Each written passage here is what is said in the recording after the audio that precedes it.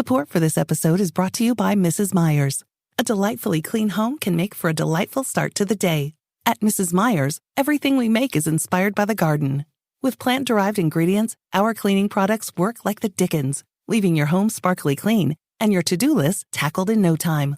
So bring a little bit of the outside inside your four walls and bask in the wonder of a garden from the comfort of home. Mrs. Meyer's, rooted in goodness. Shop now at mrsmeyers.com. The Cricket Badger Podcast IPL Daily, in association with Moonrise Cricket. Indian Premier League 2020 13th edition. Every day, every game, every spill, every thrill, every triumph. All the way to the IPL trophy.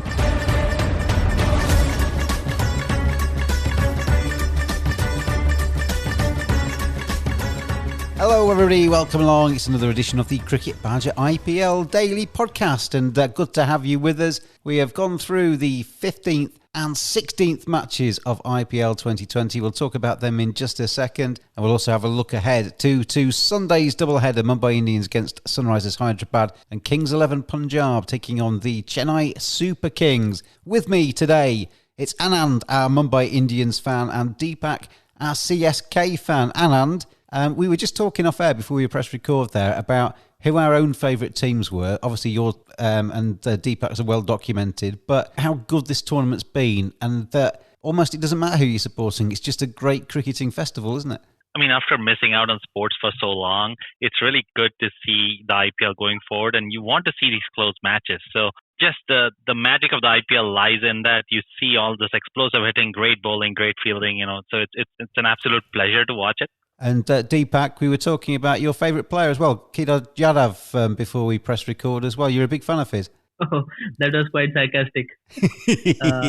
Actually, my favourite player is MS Dhoni. Yeah. And some of my frustration on Jadhav has to do with the lack of form of MS Dhoni in this season. Let's have a look at today's games before I get you into more trouble, Deepak. We saw this morning Rajasthan Royals, or this morning UK time anyway, Rajasthan Royals taking on the Royal Challengers Bangalore, and it was the return of Virat Kohli who came to the party with some runs in the chase as RCB finished 158 for 2, chasing down Rajasthan Royals 154 for 6. The man of the match was Yuzvendra Chahal, who took 3 wickets for 24 in his overs. But the big story, I guess, really, in terms of the competition, Anand, is that Virat's back, isn't he? 72 not out from him, 53 deliveries, 7 fours, 2 sixes, joining with Deepak Panda, who got made 63, to see RCB home fairly comfortably in the end, wasn't it? Has to be. It's always good to see King Kohli going. There is pretty much no batsman in the world, who can match him when he gets going. He's obviously had a slow start.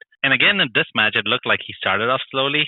But once he got going, the strokes were just flowing. The lofts over extra cover. I think he stepped out and hit a straight drive of Curran. To me, that just reminded me of Tendulkar and his pomp. So it was just amazing to see him back. Really happy that King Kohli has gone going. RCB go to 6 points, and they were top of the table before the Delhi win later on today. RCB, though, going along very nicely. The table after 4 games sees Delhi Capitals, who we'll talk about in just a second, on 6 points, but better run rate than RCB, who are second. Mumbai Indians are there on 4 points, along with SRH, KKR and Rajasthan Royals, all on 4 points after 4 games. Kings 11 and CSK are on 2 points from 4 games. We'll talk about CSK later, Deepak, but let's move on to the second game of the day, where Delhi Capitals really, I think, talking to most of you on this podcast, everybody's sort of second favourite team in terms of who they think might win this competition is DC. They are playing really good cricket. Sharjah, the 6-fest ground, they made 228 for 4.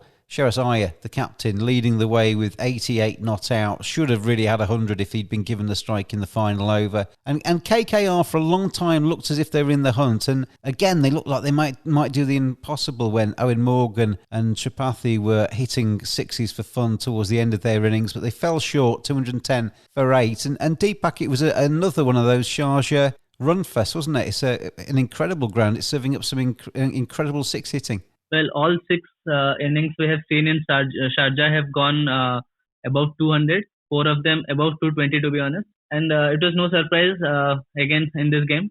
A little weird from KKR that they're highly underutilizing Owen Morgan. What happened last season was that Dinesh Karthik was highly criticized because he used Andre Russell at number 6 and 7 with only 4 to 5 overs remaining. That was probably the correct strategy because as we can see now, he is coming into bat at 4 with around 10 to 12 overs remaining.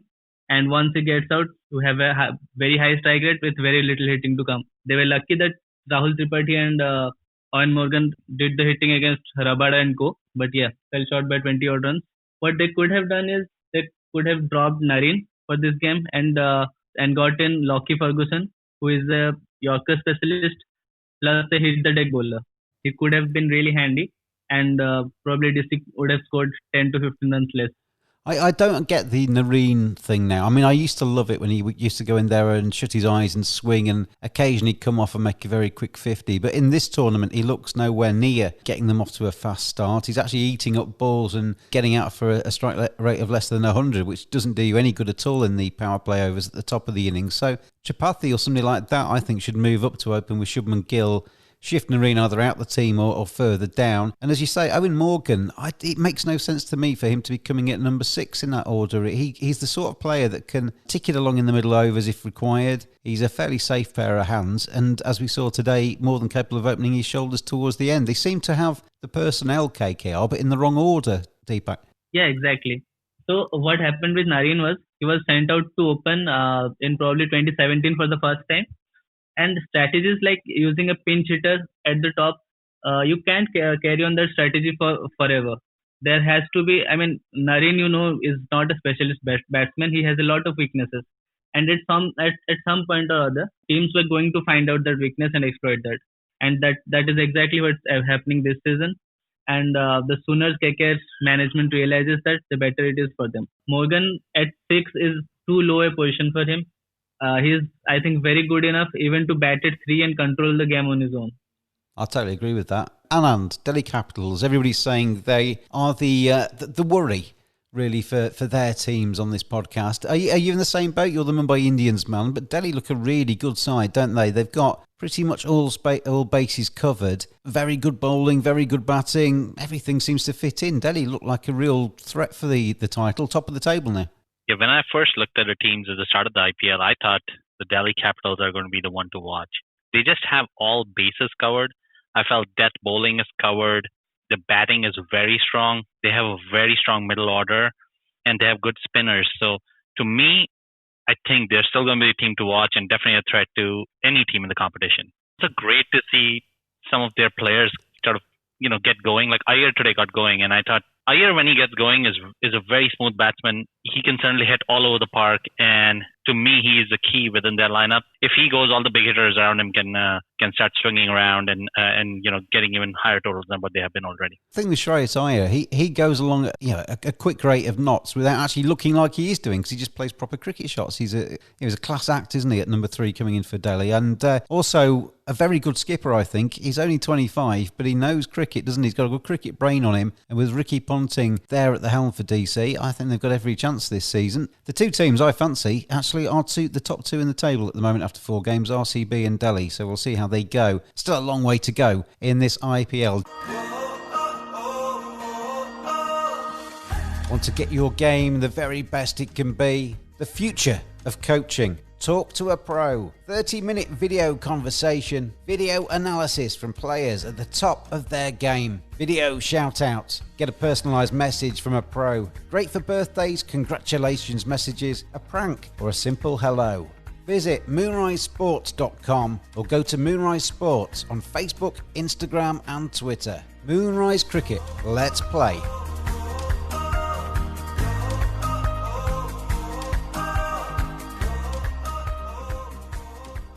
Gentlemen, it's time to vote for our Moonrise Moment of the matches today, because there's 2 of them. We're only going to pick 1 moment each. Start with you, Anand. If we had to pick 1 passage of play, 1 ball from today's matches, what would be your Moonrise Moment of the matches? So for me, when we look at the Capitals versus KKR, there was that 1 homer by Harshal Patel where they got 2 wickets. So they got Rana, who was going really very well, and then Karthik right away.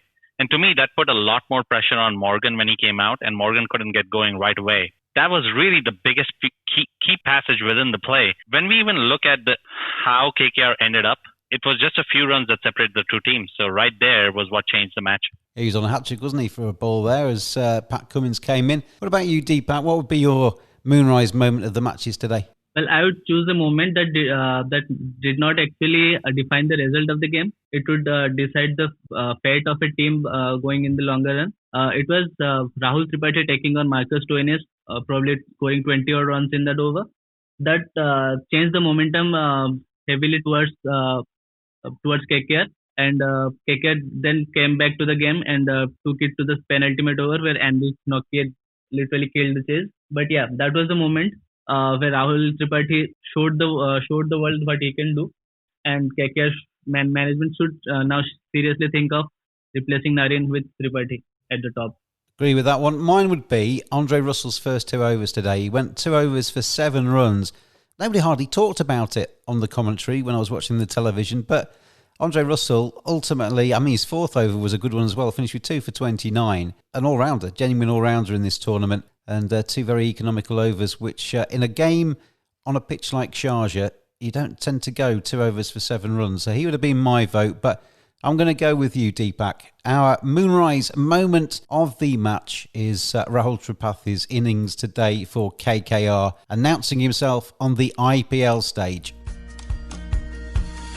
Moonrise is a sports engagement website to allow sports fans to learn from the very best. Get a personal video message recorded for a fan's special occasion. Have a professional cricketer as your next coach by getting video feedback or having a 30-minute conversation with some of the world's best players. Players such as Jimmy Neesham, Colin Munro, Tammy Beaumont, Danny Wyatt, Monty Panesar. Visit moonrisesports.com or go to Moonrise Sports on Facebook, Instagram and Twitter. Moonrise Cricket, let's play. Right, guys, 2 games on Sunday for us to have a look at. We'll start off with you, Anand, and your team's match against Sunrisers Hyderabad. Mumbai, as we said, up there towards the top end of the table. Sunrisers have won 2 out of 4 now as well. And this is a key game, really, isn't it, in these early stages? Whoever wins this one kind of cements their position in the playoff places in this a third of the way through the competition. Whoever loses it is having a little bit of work to do to catch up again. So it's a big game for Mumbai. Very important game. And if you look at the history, I think Sunrisers and Mumbai have split the number of matches that have been played between them. I think it's 7-7 between the two teams. So extremely key game. I think one of the things to watch out is Bhuvneshwar Kumar, I think, pulled up lame with the injury in their last match. So I'm curious whether he's going to make it out there. If he doesn't make the playing 11, then I wonder whether Sandeep Sharma makes it out there. From an MI perspective, all the batters have found form. Rohit has got a nice inning in there. So has Ishan Kishan and Pollard and Hardik as well. So all of the batters have found form. They're ready to go. And the bowling certainly came back. The biggest key is really Bumrah. The ability of Bumrah to execute his death over bowling as well as, chip in with a wicket at the very start is very important. Last time he got Mayank Agarwal, who's leading the IPL runs chart. So for MI, it's again about that execution. I would expect them not to make any changes. This really is going to be a fun match to watch because I think Sunrisers Hyderabad is starting to make a move up. The last couple of matches, they've defended decent totals, and it's going back to their original template of having great bowling and having steady totals and defending them. I'm going to play devil's advocate against your Mumbai Indians by pretending I'm a Sunrisers Hyderabad supporter today, because I think they're coming good now. And the thing with Sunrisers, and the thing I think will be very pleasing for Trevor Bailey, although he won't want it to continue like this all the way through the tournament, is that they're starting to win matches without massive contributions from Bairstow, Warner and their experienced men.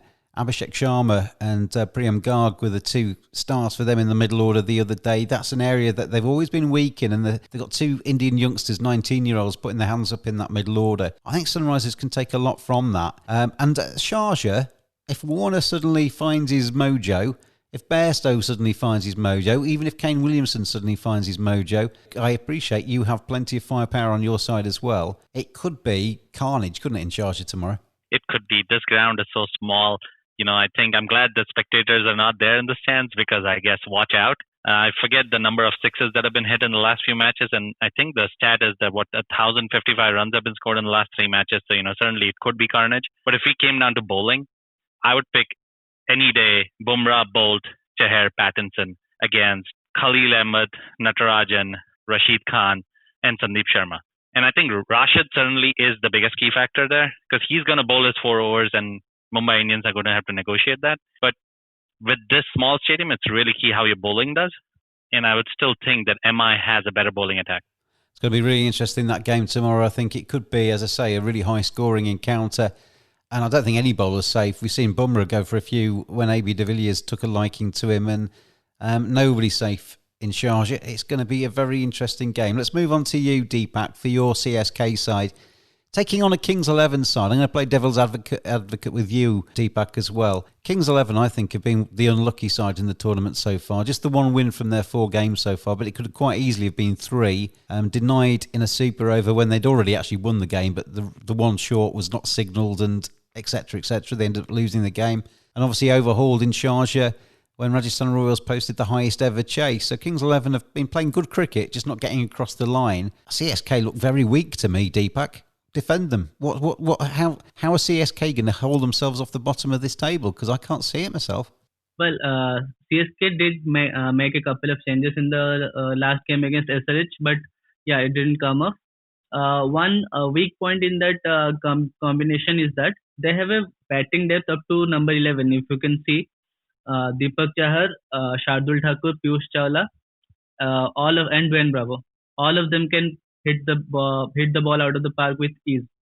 And still, the tactic of taking it like chasing 90 odd in 6 overs, I was quite baffled at that approach, to be honest, because you have a batting depth, you have a batting lineup which bats till number 11, and 2 set guys playing for 5 to 6 overs, and still you take it so deep and start attacking so late.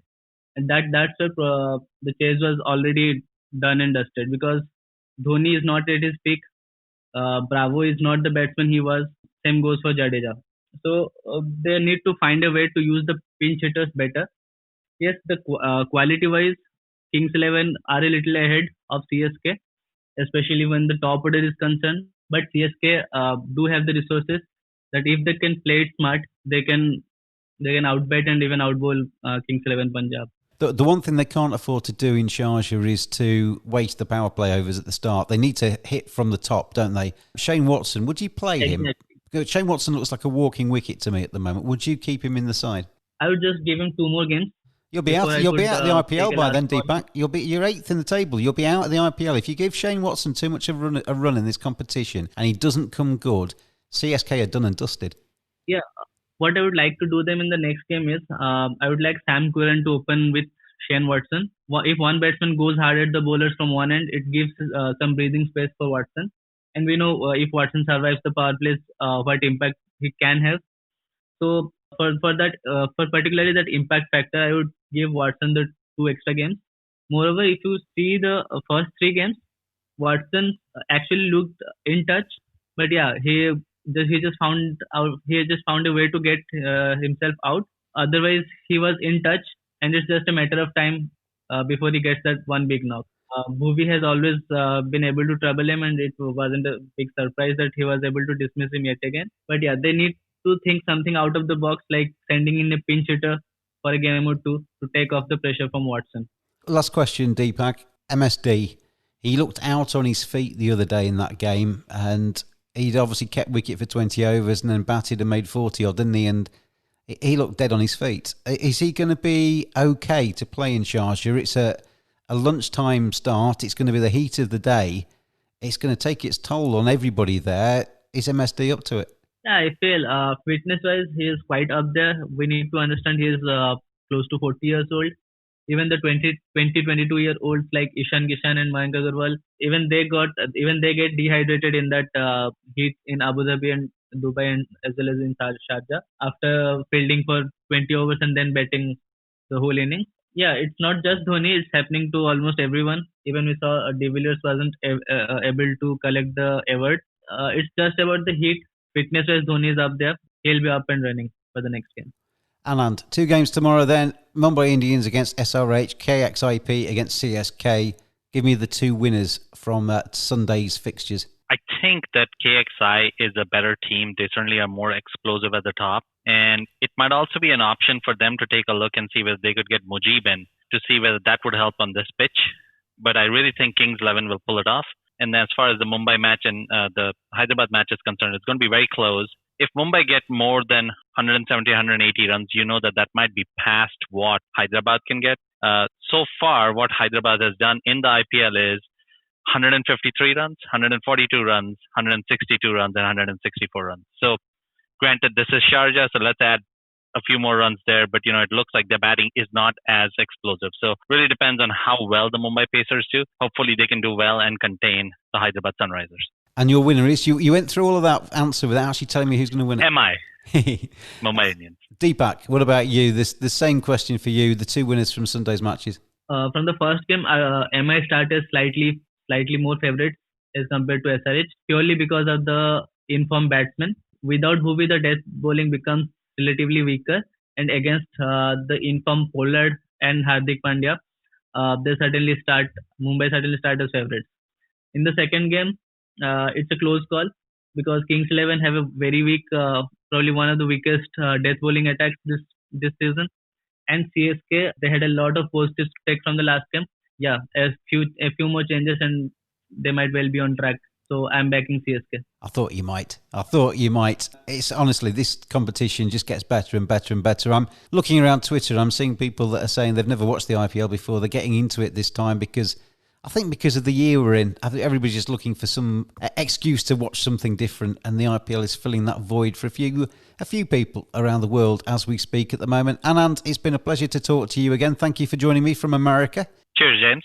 It was a pleasure. And Deepak, it's good to hear that you're on the mend. Deepak's been struggling with COVID-19, haven't you? But you're back, and you're back on the mend and back on the podcast. It's been good to hear from you, mate. Yeah, pleasure talking to you, Anand and James. And thank you for listening out there. Whoever you're supporting, get behind your team. This Super Sunday in the IPL, Sharjah and Dubai, the venues, as the IPL continues to go from strength to strength. We'll be back with the next Cricket Badger IPL Daily Podcast, same time tomorrow. Thanks for listening. Join us every day throughout IPL 2020. Follow us on Twitter at cricket_badger. Join in the fun. We'll see you again tomorrow.